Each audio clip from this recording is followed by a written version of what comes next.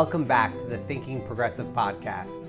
I'm your host, Ron Rivers, and in this episode, we're going to be talking about the case for radical change.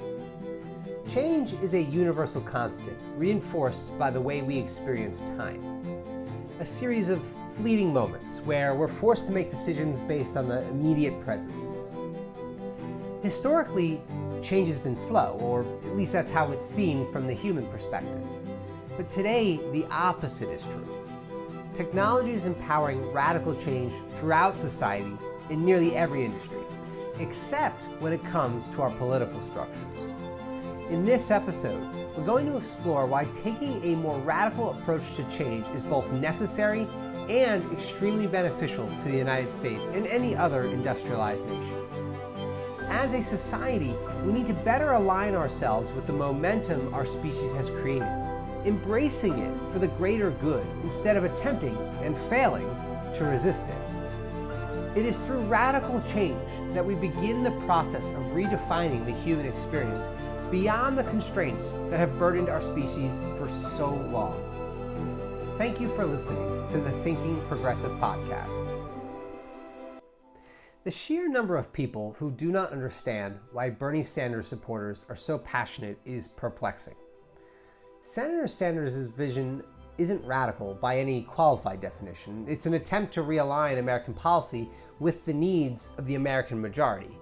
Still, we don't have to look far on any social media platform to see people fighting against something that there is no stopping.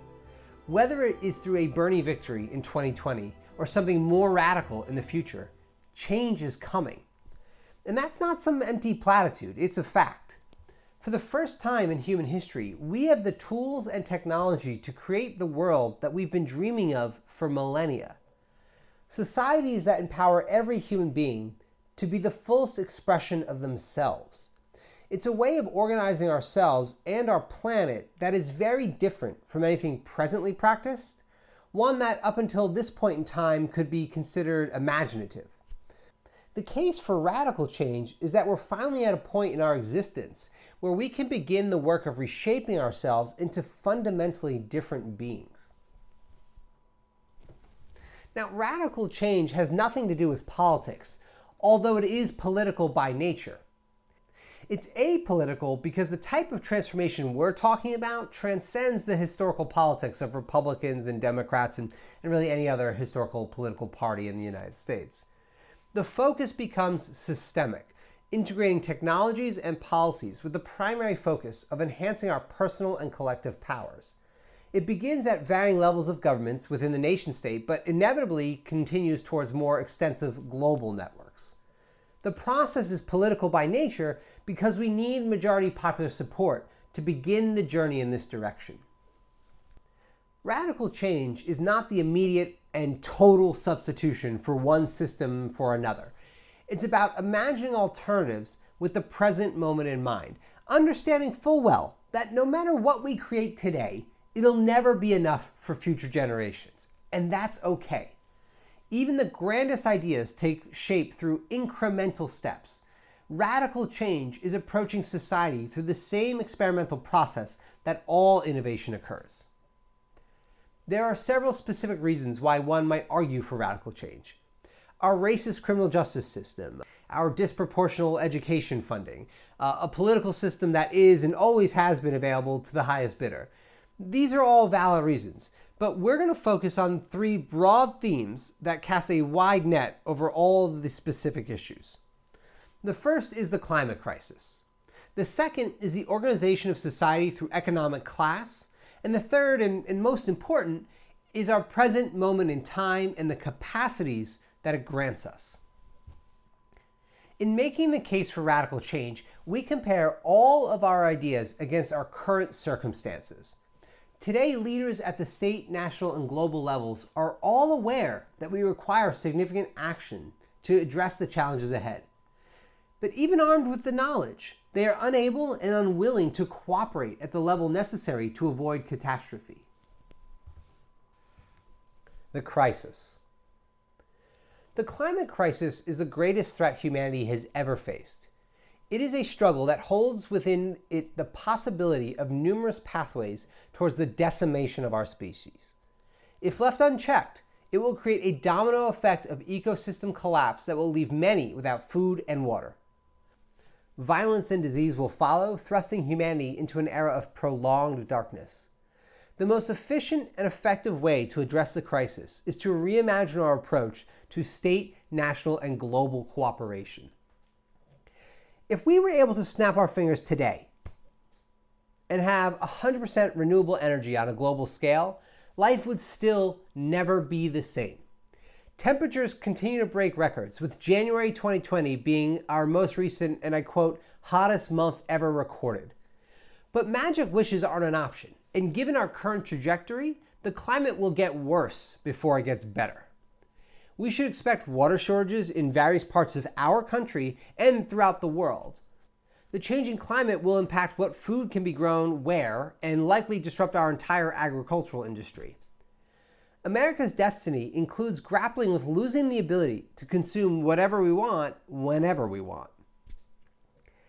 If our efforts to mitigate the crisis do not radically improve, we can expect starvation, famine, war, and disease. Now, given the current state of global wealth stratification, it is certain that the poor will suffer the most from these changes. But for how long? The ultra-rich already own bunkers like those offered by Bivens Exploit near the Black Hills of South Dakota. Still, it's foolish to think that the majority of our planet is going to sit back and die while a handful of elites wait out the storm. Radical change is the only pathway to reshaping our institutions to handle these challenges on the horizon. Radical change begins with reconceptualizing food and water as public goods. We bring the growth and distribution of raw food products under total public ownership. So, for example, established organizations farming fruits, vegetables, beans, and grains will be brought under social ownership, leaving room for private experimentation in new directions, but bringing the established ones under social control. It's the best method to ensure equitable distribution and resource allocation in times of need. Now, I intentionally did not include meat in this description because meat production is the second largest polluter in the world, below buildings but above transportation. Radical change is both external and internal. We cannot hope to recreate and save humanity if we are unwilling to sacrifice some comforts. Our quest for radical change isn't just about preventing starvation. It's about rethinking the processes that put us in the crisis in the first place. The world already operates in a regional food production model. Certain products grow better in specific locations.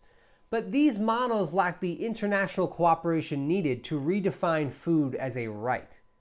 Historically, the biggest problem with food distribution was logistics, right? It's expensive to put food on a boat and send it to another country.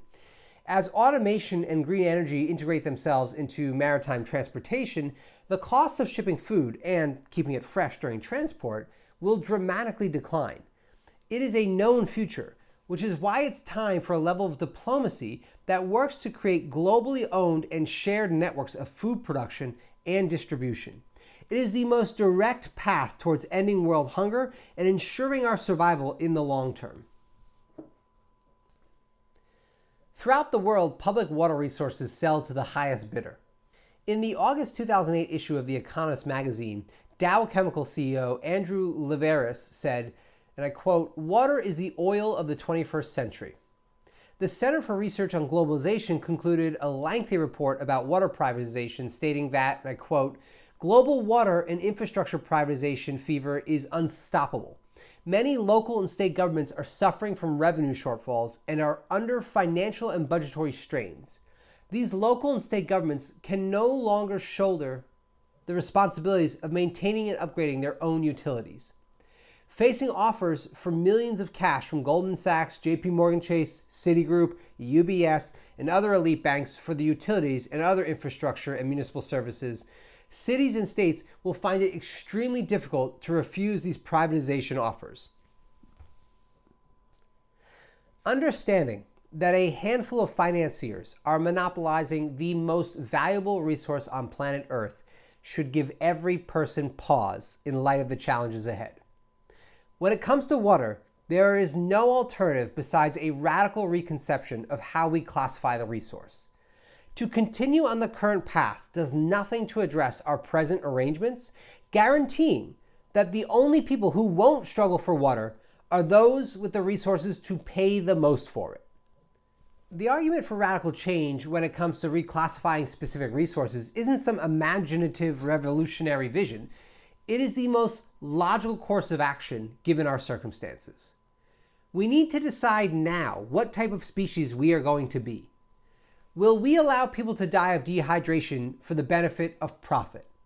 Or will we muster the will and imagination to reshape our laws of property and contracts surrounding water resources? The radical alternative is the total socialization of water resources in the United States and ideally around the world.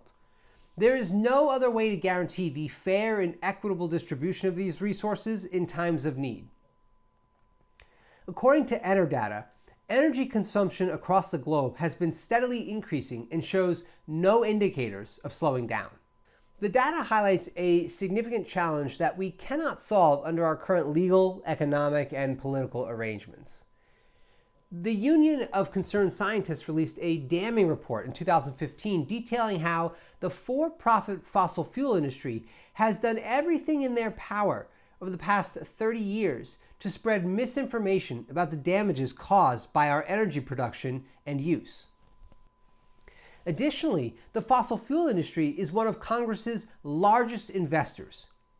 According to Oil Change International, for every $1 fossil fuel organizations invest into a congressperson, they receive $119 back.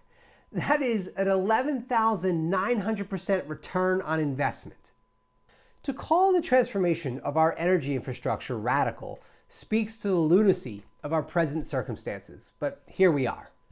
It highlights the raw weakness of our national leadership, ensuring that if we don't rethink our approach to how we invest in and create energy, we have no hope of stopping the damage that we're doing. The radical change that we need for electricity isn't one of technology and resources. We already have those. It's one of political and individual willpower. The solution is a networked green energy infrastructure that transforms American power to decentralized nodes, one where every building collects energy and disseminates the excess back into the network. Presently, the Green New Deal is our most ambitious plan to accomplish these necessary steps, but that's not even enough. When we talk about energy through the lens of radical change, we can come to only one conclusion. All collective Earth societies will continue to expand their energy use and need as time progresses.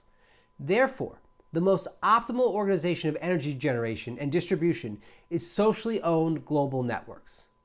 These projects start nationally but expand continentally. The United States could be the global leader of this progress, developing cooperative research, development, and deployment strategies to integrate with Canada and Mexico. The concept of allowing private corporations to control the generation and distribution of energy in a universe of ever-increasing need is illogical and immoral. Oligarchy, past and present. Throughout human history, the ruling class has always been one of extreme aristocracies. It's a type of existence for the very few that is radically different from the vast majority. The United States and nations around the world still operate within power structures spanning millennia. For the first time in recorded history, it's actually within the means of the collective population to break free of these structures. We can accomplish this by decentralizing economic, political, and legal power through the process of deep democracy. History shows us that when power becomes too concentrated for too long, backlash occurs. We continue to experience record corporate profits while wages have been stagnant for over 40 years. Our healthcare and education systems perform relatively poorly compared to other industrialized nations, especially when you take into account our significant resource and capital advantage. Our infrastructure is crumbling, our media is openly biased propaganda, and our president is moving forward with $1.7 trillion in social spending cuts that would hurt the elderly and poor the most. With all of this negativity, there is still one title that America holds. We have the most billionaires of any other country in the world. It doesn't take a scholar to see the writing on the wall. The United States is the new Rome. We are eating ourselves by allowing the ultra-rich to dominate our society and resources. Our current trajectory is unsustainable and will ultimately lead to collapse. It is not some conspiracy theory. Today, elites are concentrating resources with the intent of escaping into their walled gardens when the crisis becomes too dangerous.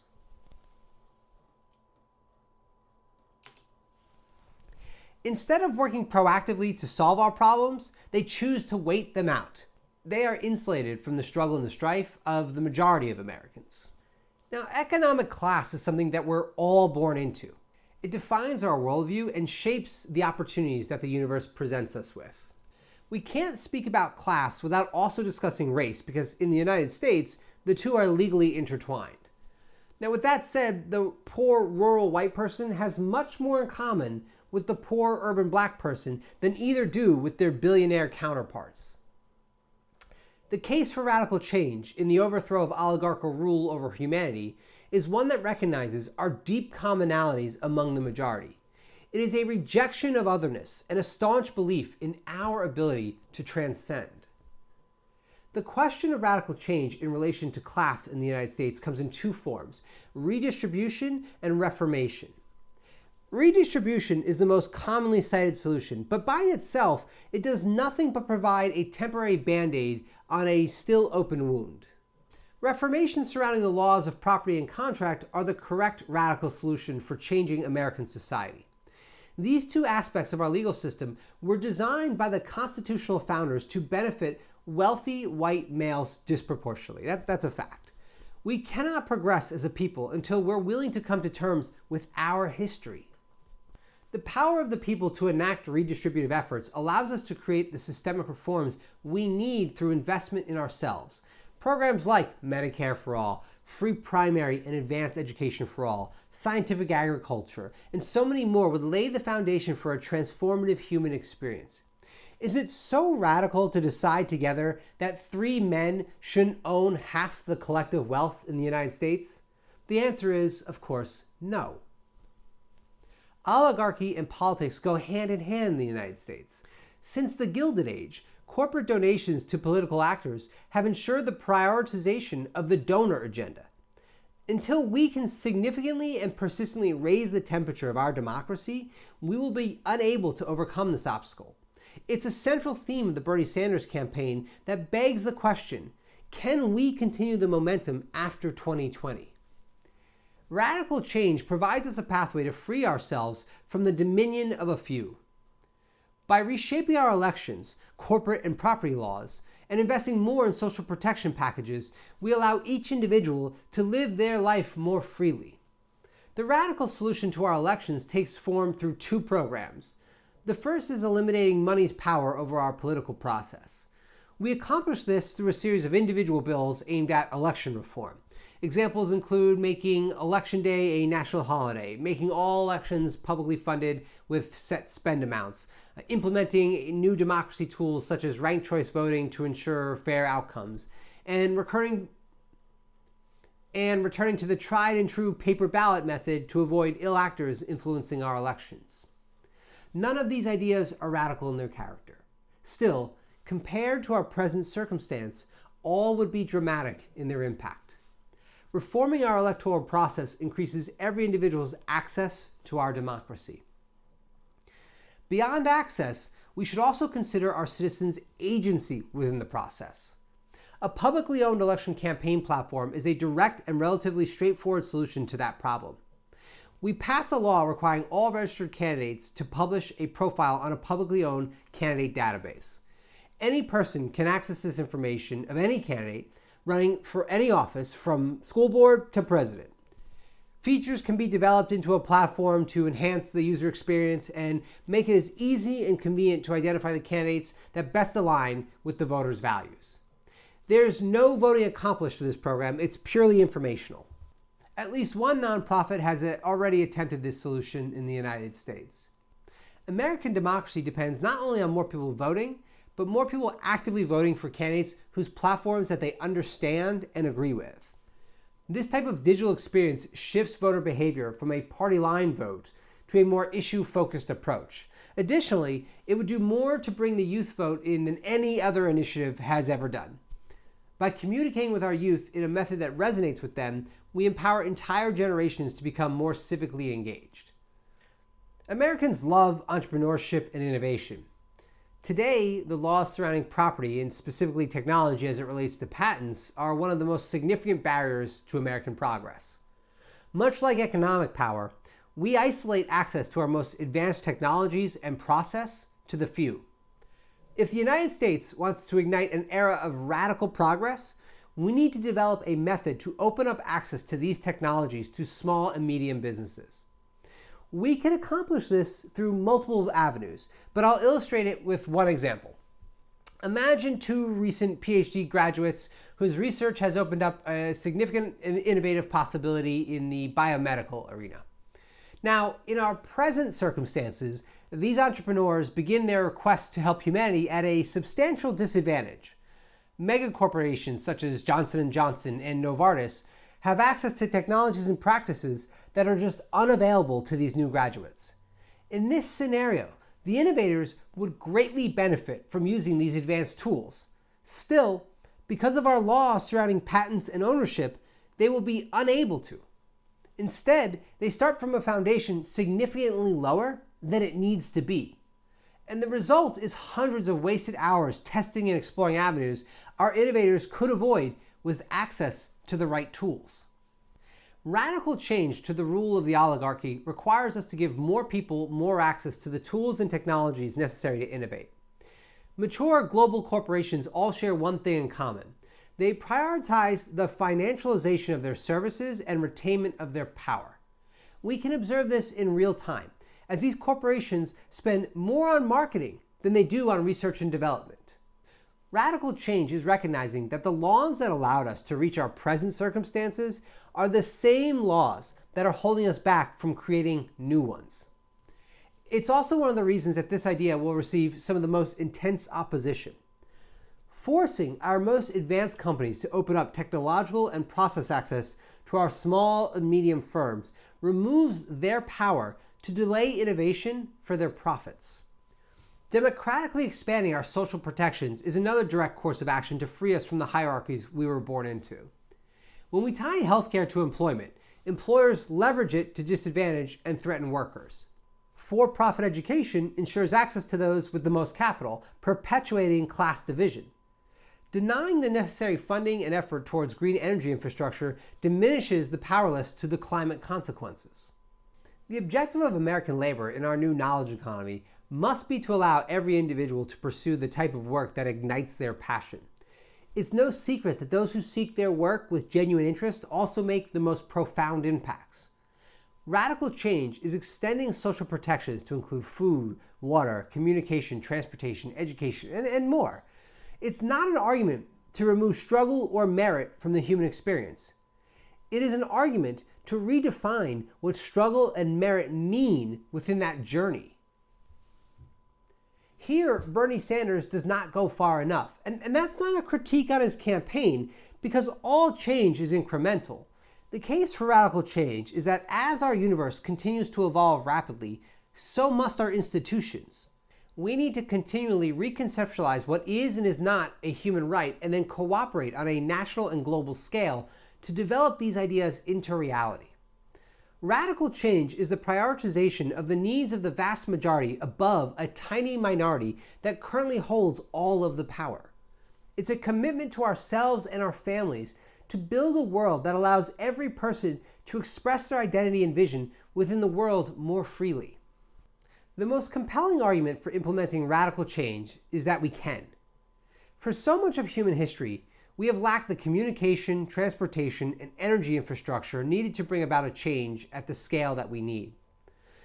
The case for radical change in the context of our ability to create it is an argument for following the natural course of the universe. We begin with questions. Why not dive deep into building a better planet for the entirety of humanity? Why not foster radical cooperation, education, and communication across all people on this planet? Why not attempt to develop a more transcendent form of living? A way of living that expands our humanity instead of a life that belittles it. Is the broader vision significantly different than today? Absolutely. But we cannot allow fear of the unknown to stifle our self-actualization as a species. Consider what we can observe today. Technology is growing exponentially, and the time between leaps is shrinking. We understand phenomena that contradict everything we thought we knew. So for example, the pace of universal expansion is accelerating, which defies our most foundational understandings of physics. We now have artificial intelligence that is diagnosing diseases and developing cures that have long escaped our most advanced doctors. The truth that so many fight to resist is that change is coming whether we like it or not, and it's coming fast. The case for radical change is to embrace this trajectory and use it to reshape our world and ourselves in a new image. The alternative is a futile resistance that only brings chaos and confusion. Much of the resistance to radical change is across generational lines. These holdouts are fighting a battle that is both unwinnable and unnecessary. Consider that people born into the world today will never experience the linear change previous generations did. As communication deepens through technological advances, we can expect that the participants in that society will undergo similarly expansive cultural shifts. Our challenge is developing the social, economic, and legal arrangements to support and foster this transformation to the highest degree. The thing with radical change is that we can't pin it to any single human vertical. Each new progression opens up new opportunities for advancement in multiple directions. That's why we focus on what is radical in the immediate present. Policies like a Green New Deal, Medicare for All, decoupling education funding from municipality taxes, and others are all bricks in a much broader foundation of transformation. Embracing radical change as a philosophy isn't the want or desire for wholesale and immediate change. Not because it's a bad idea, but because it's unfeasible, given our present circumstances. Even worse, the widespread substitution of one system for another would most likely occur through violence. The progressive must beware of using violence to establish a new order, as it will only perpetuate the ideals that we are trying to eliminate. Instead, we take radical vision and break it down into experimental projects and policies that allow us to take a focused and cumulative approach towards transformation. The most crucial requirement for radical change is the belief in our ability to create it. Radical progressive change isn't coming, it's already here. What we see today is a shift in the universal consciousness, primarily around generational lines.